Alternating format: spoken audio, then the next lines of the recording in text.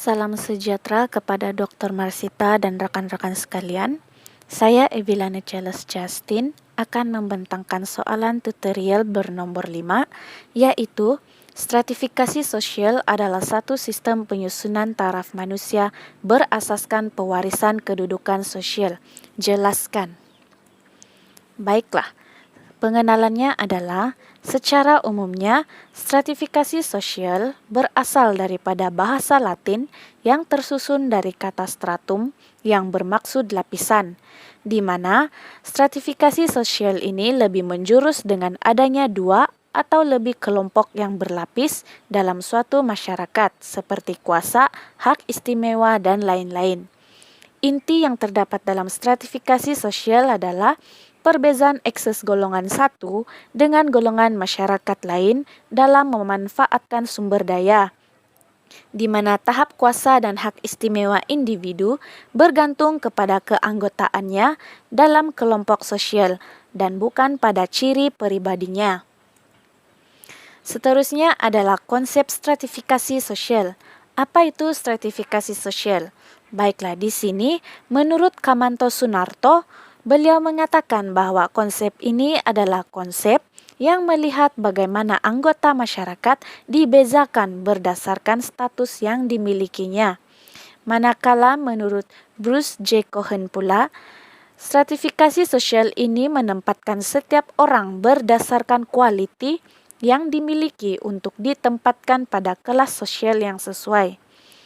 Pitirin S. Sorokin pula mengatakan bahwa stratifikasi ini adalah suatu ciri khas yang tetap pada setiap kelompok sosial yang berjalan teratur.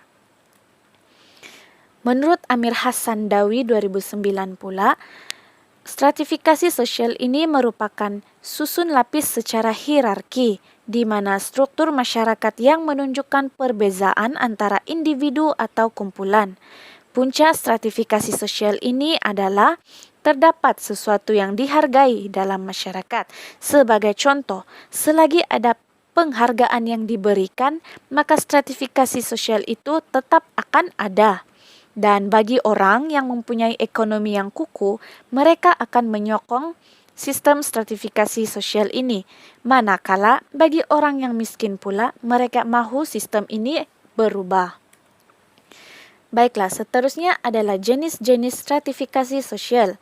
Yang pertama adalah kasta, di mana ianya merujuk kepada kumpulan sosial keturunan di mana pangkat seseorang dan hak-haknya serta kewajiban prosedur yang menemaninya dikaitkan berdasarkan kelahirannya dalam suatu kumpulan. Jenis stratifikasi sosial yang kedua adalah domain, di mana ia adalah sistem akar Eropa pada abad pertengahan karena ia menyediakan satu lagi stratifikasi sistem yang memberikan banyak penekanan kepada kelahiran serta kekayaan dan harta benda. Yang ketiga pula adalah dari segi kelas, yaitu berdasarkan kelas pemerintah masyarakat modern. Dalam pengertian ini, kedudukan seseorang bergantung pada pencapaian mereka dan keupayaan mereka untuk memanfaatkan ciri-ciri dan kekayaan semula jadi yang berfaedah. Dari segi status pula, ia berdasarkan dasar negeri mengenai jumlah unsur ekonomi yang ada dalam masyarakat dan atas dasar itu, jumlah keistimewaan atau rawatan yang mana ia mesti tertakluk ditentukan. Jenis-jenis status sosial. Yang pertama adalah ascribed status, di mana status yang diperoleh sejak lahir seperti jenis kelamin, ras, kasta, golongan, keturunan, suku, usia, dan banyak lagi. Status yang kedua pula adalah achieved status, di mana status sosial yang diperolehi seseorang karena kerja kerasnya dan usaha yang dilakukannya. Sebagai contoh harta kekayaan, pekerjaan, dan lain-lain.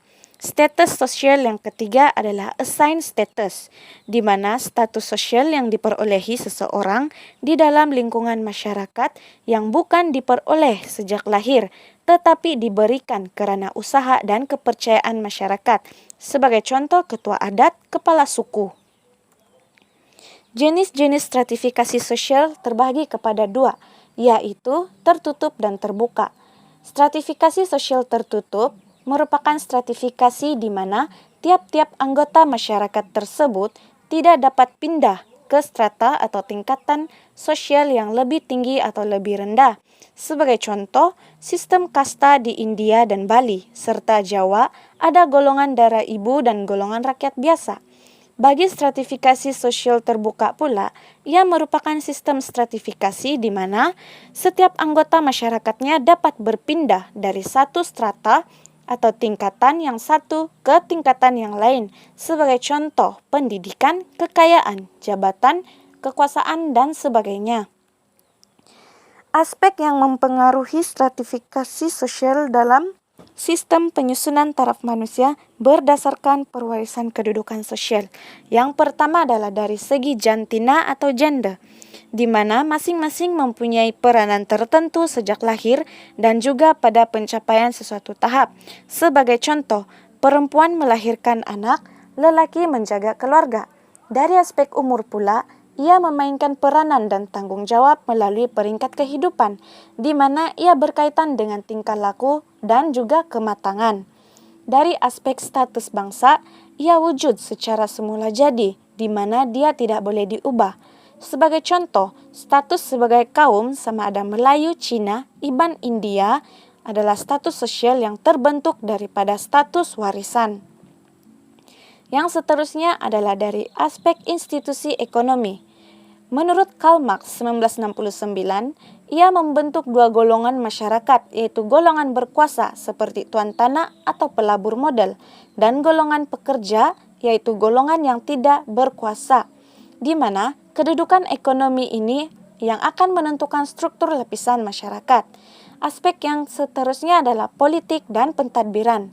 Politik merupakan institusi sosial yang melibatkan kuasa dalam mengekalkan struktur masyarakat. Pentadbiran pula dikendalikan oleh kuasa politik berdasarkan undang-undang yang terhasil. Antara ciri-ciri sistem politik adalah sistem monarki, sistem oligarki, sistem otoritarian, sistem totalitarian, dan sistem demokrasi. Aspek yang terakhir adalah pekerjaan. Pekerjaan yang dilakukan yang akan menentukan kedudukan status sosial seseorang individu menurut Rohana Yusuf 2010. Sebagai contoh, penghormatan, keutamaan, dan kepentingan yang diberikan kepada seorang dokter dan pemandu lori dalam institusi sosial adalah berbeza, menurut Steven Yago 2004. Baiklah, apa yang dapat disimpulkan adalah stratifikasi sosial ini dikatakan sebagai suatu keadaan yang wujud pada semua masyarakat dalam bentuk kecil maupun besar. Selain itu, stratifikasi sosial ini akan terbentuk daripada perwatakan berbeza dalam kalangan masyarakat. Dan peranan dan tugasan yang berbeza dalam kalangan individu juga memainkan peranan yang berbeza. Oleh itu, stratifikasi sosial memang wujud dalam setiap masyarakat. Untuk memahami kepentingan kelas sosial, kita perlulah mengetahui tentang stratifikasi sosial dan dimensi-dimensinya. Justru adalah diingatkan bahwa pendidikan ini juga merupakan salah satu elemen yang sangat penting bagi seseorang karena ianya dapat memajukan diri dan meningkatkan keupayaan bagi mencapai kehidupan yang lebih baik pada zaman modern ini atau pada zaman akan datang. Baiklah, berikut merupakan senarai rujukan yang telah saya gunakan sepanjang saya membuat slide tersebut. Sekian saja dari saya. Terima kasih.